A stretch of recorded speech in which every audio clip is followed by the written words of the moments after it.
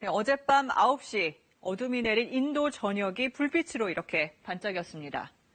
시민들이 일제히 촛불과 휴대전화 불빛을 밝힌 겁니다.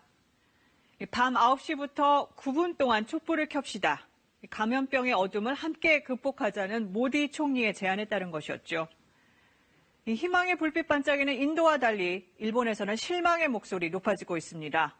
일본 정부는 이미 한 집에 면 마스크 딱 2장씩 나눠주면서 빈축을 샀는데 그마저 너무 작고 신축성이 없어서 귀에 걸지도 못한다는 불만 나오고 있습니다. 또 최근 벚꽃 구경 인파가 몰린 이후에 감염 경로를 알 수 없는 환자들 폭증하자 다급해진 일본 정부, 도쿄 등 7개 광역단체의 긴급사태 공식 선언했습니다. 도쿄 연결해서 자세히 알아보겠습니다. 이민영 특파원, 이 긴급사태 도시 봉쇄와는 좀 다른 거죠? 그렇습니다. 완전히 다른 개념입니다. 도시 봉쇄 조치는 일본의 현행법상 어렵습니다.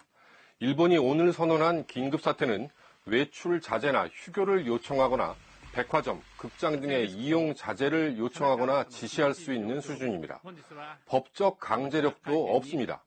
단 시설이나 땅을 의료 목적으로 사용할 경우에는 소유주의 동의를 받지 않아도 됩니다. 긴급사태에 해당 지역은 도쿄를 비롯해 수도권 3개 현과 오사카부, 효고현, 후쿠오카현 등 7개 지역입니다. 기간은 오늘부터 다음 달 6일까지 한 달간입니다. 네, 긴급사태까지 선언이 됐는데 지금 일본의 코로나19 상황 어떻습니까? 네, 도쿄를 중심으로 확진자가 빠르게 늘고 있습니다.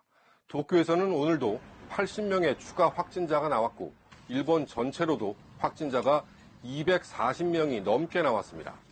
누적 확진자도 오늘로 5,000명을 넘어섰습니다. 최근 나오는 확진자 가운데 감염원을 알 수 없는 경우가 90%에 육박하기도 하는데요.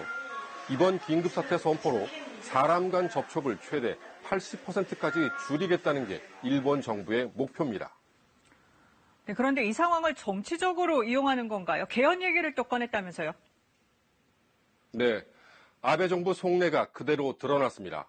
아베 총리는 오늘 국회에서 이번 코로나19 대응을 계기로 활발한 논의를 기대한다며 개헌을 언급했습니다.